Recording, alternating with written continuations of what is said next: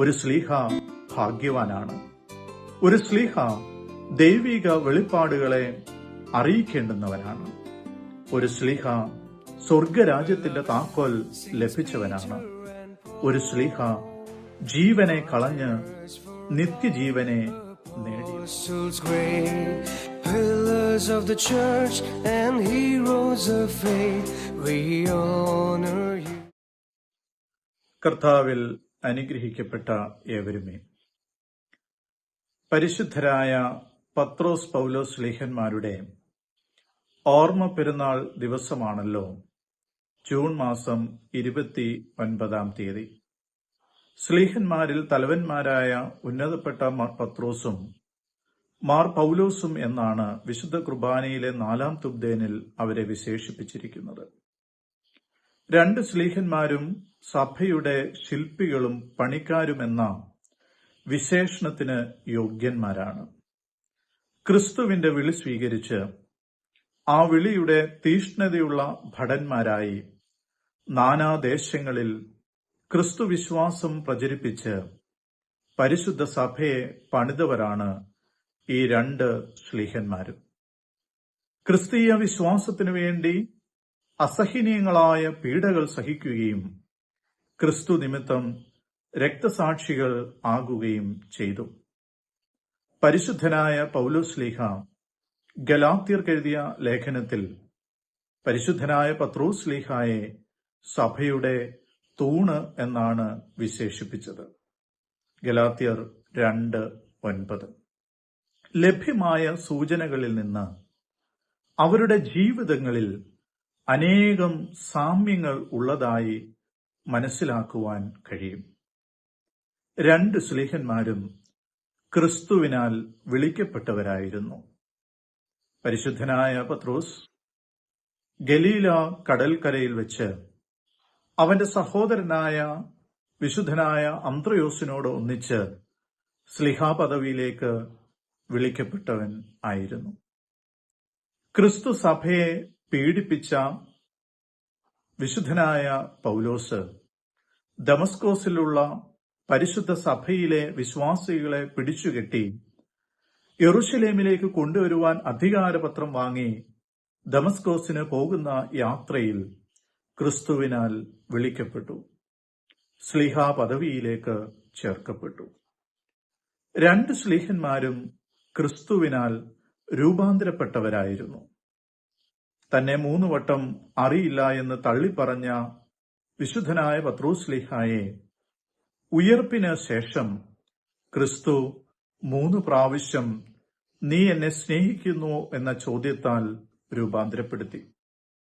തന്റെ സഭയെ ഉപദ്രവിച്ചവനായ വിശുദ്ധനായ പൗലോസിനെ ശൗലേ ശൗലേ നീ എന്നെ ഉപദ്രവിക്കുന്നത് എന്ത് എന്ന ചോദ്യത്താൽ രൂപാന്തരപ്പെടുത്തി.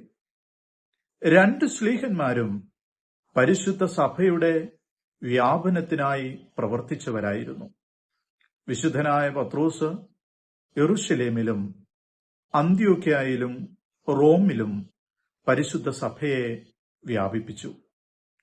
അദ്ദേഹം സ്വജാതികളുടെ അപ്പോസ്തലനെന്ന് അറിയപ്പെട്ടു. വിശുദ്ധനായ പൗലോസ് ക്രിസ്തു വിശ്വാസത്തിന്റെ പ്രചരണത്തിനായിട്ട് 3 മിഷണറി യാത്രകൾ നടത്തി. വിവിധ സ്ഥലങ്ങളിൽ സുവിശേഷത്തിന്റെ വിത്ത് വിതച്ച് പരിശുദ്ധ സഭയെ സ്ഥാപിച്ചു. അദ്ദേഹം വിജാതികളുടെ അപ്പോസ്തലൻ എന്ന് അറിയപ്പെട്ടു. അർത്ഥശങ്കയില്ലാതെ ഇവരെ പരിശുദ്ധ സഭയുടെ ശില്പികളും പണിക്കാരുമെന്ന് വിളിക്കുവാൻ കഴിയും. രണ്ട് ശ്ലീഹന്മാരും ക്രിസ്തു ദൈവപുത്രൻ എന്ന യാഥാർത്ഥ്യം വെളിപ്പെടുത്തിയവരായിരുന്നു. ഫിലിപ്പിന്റെ കൈസീരയിൽ വെച്ച് വിശുദ്ധനായ പത്രോസ് ശ്ലീഹ ക്രിസ്തു ജീവനുള്ള ദൈവത്തിന്റെ പുത്രൻ എന്ന് വെളിപ്പെടുത്തി. വിശുദ്ധനായ പൗലോസ് തന്റെ ലേഖനങ്ങളിലൂടെയും പ്രസംഗങ്ങളിലൂടെയും ക്രിസ്തു ദൈവത്തിന്റെ പുത്രനെന്ന് ഉറപ്പിച്ച് പറഞ്ഞു. രണ്ട് ശ്ലീഹന്മാരും ക്രിസ്തുവിനു വേണ്ടി സാക്ഷ്യമരണം പ്രാപിച്ചവരായിരുന്നു. ദുഷ്ടനായ നീറോയുടെ കൽപ്പനയാൽ വിശുദ്ധനായ പൗലോസ് ശ്ലീഹായും പത്രോസ് ശ്ലീഹായും രക്തസാക്ഷികളായി. പത്രോസ് ശ്ലീഹായെ ക്രൂശിച്ചു. പൗലോസ്ലീഹായെ ശിരച്ഛേദനം ചെയ്തു. ഈ സ്ലീഹന്മാരുടെ ഓർമ്മ ദിവസത്തിൽ പരിശുദ്ധ സഭ ക്രമീകരിച്ചിരിക്കുന്ന ഏവൻഗേലിയോൻ ഭാഗം വിശുദ്ധ മത്തായി സ്ലീഹായുടെ സുവിശേഷം 16-ാം അധ്യായം 13 മുതൽ 28 വരെയുള്ള വേദഭാഗങ്ങളാണ്. ആരാണ് ഒരു സ്ലീഹ എന്ന് ഈ വേദഭാഗം നമ്മോട് പറയുന്നു. ഒരു സ്ലീഹ ഭാഗ്യവാനാണ്. ഒരു സ്ലീഹ ദൈവിക വെളിപ്പാടുകളെ അറിയിക്കേണ്ടുന്നവനാണ്. ഒരു സ്ലീഹ സ്വർഗരാജ്യത്തിന്റെ താക്കോൽ ലഭിച്ചവനാണ്. ഒരു സ്ലീഹ ജീവനെ കളഞ്ഞ് നിത്യജീവനെ നേടിയവനാണ്. ദൈവിക വെളിപ്പാടുകളെ അറിയിക്കേണ്ടുന്നവനാണ് സ്ലീഹ. ക്രിസ്തു തന്റെ ശിഷ്യന്മാരോട് 2 ചോദ്യങ്ങളാണ് ഉയർത്തിയത്. ഒന്നാമതായി, ജനങ്ങൾ മനുഷ്യപുത്രനെ ആരെന്ന് പറയുന്നു? രണ്ടാമതായി, നിങ്ങളോ എന്നെ ആരെന്ന് പറയുന്നു? ഇവിടെ വിശുദ്ധനായ പത്രോസ്ലീഹായുടെ ഉത്തരത്തിന് ക്രിസ്തു നൽകുന്ന മറുപടി ശ്രദ്ധേയമാണ്. നീ ഭാഗ്യവാൻ, ജഡരക്തങ്ങളല്ല, സ്വർഗസ്ഥനായ എന്റെ പിതാവത്രേ നിനക്കിത് വെളിപ്പെടുത്തിയത്. ഒരു സ്ലീഹ ഭാഗ്യവാനാകുന്നത് അവൻ ദൈവ വെളിപ്പാടുകളുടെ ശബ്ദമാകുമ്പോഴാണ്. അതിന് അടിവരയിടുന്നതാണ് യെരുശലേമിൽ വെച്ച് ക്രിസ്തു മരണവും ഉയർപ്പും വെളിപ്പെടുത്തുമ്പോൾ വിശുദ്ധനായ പത്രോസ് നിനക്ക് അത് ഭവിക്കരുത് എന്ന് ശാസിച്ചപ്പോൾ ക്രിസ്തു അവനെ സാത്താനെ എന്ന് വിളിക്കുന്നു. ആദിമ സഭയിൽ ദൈവത്തിന്റെ നാവായിരിക്കാൻ വിശുദ്ധരായ പത്രോസ് പൗലോസ് സ്ലീഹന്മാർക്ക് കഴിഞ്ഞു. രണ്ടാമതായി, സ്വർഗരാജ്യത്തിന്റെ താക്കോൽ ലഭിച്ചവരാണ് അവർ. ശ്ലൈഹിക അധികാരത്തെയാണ് സ്വർഗരാജ്യത്തിന്റെ താക്കോൽ എന്നതുകൊണ്ട് അർത്ഥമാക്കുന്നത്.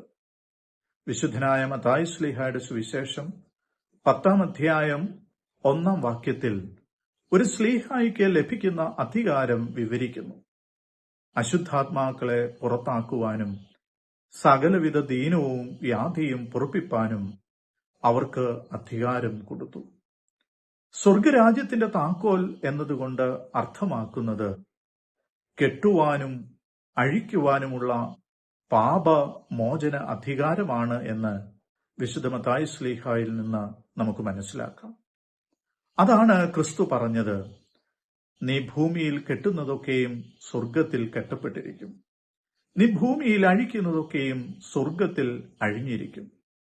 ഈ ശ്ലൈഹിക അധികാരമാണ് പൗരോഹിത്യ നൽവരത്തിലൂടെ ഒരു പുരോഹിതൻ പ്രാപിക്കുന്നത്.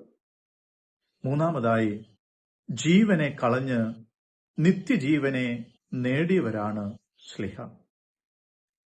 ക്രിസ്തു പറയുന്നു, ആരെങ്കിലും തന്റെ ജീവനെ രക്ഷിക്കുവാൻ ഇച്ഛിച്ചാൽ അതിനെ കളയും. എന്റെ നിമിത്തം ആരെങ്കിലും തന്റെ ജീവനെ കളഞ്ഞാൽ അതിനെ കണ്ടെത്തും. വിശുദ്ധ മത്തായിയുടെ സുവിശേഷം 16-ാം അധ്യായം 25-ാം വാക്യം.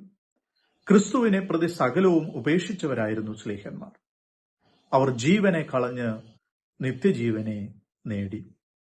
പരിശുദ്ധനായ പൗലോസ് സ്ലീഹായിക്ക് പ്രശംസിക്കുവാൻ കഴിയുന്ന ഒരു പിതൃ പാരമ്പര്യം ഉണ്ടായിരുന്നു. 8-ാം നാൾ പരിച്ഛേദനയേറ്റവൻ, ഇസ്രായേൽ ജാതിക്കാരൻ, ബെന്യാമിൻ ഗോത്രക്കാരൻ, എബ്രായൻ, പരീശൻ എന്നിങ്ങനെ പ്രശംസിക്കുവാൻ ഉള്ളതിനെയെല്ലാം ക്രിസ്തു നിമിത്തം ഛേദമെന്ന് എണ്ണി. ഫിലിപ്പിയ ലേഖനം 3-ാം അധ്യായം 5-ാം വാക്യം.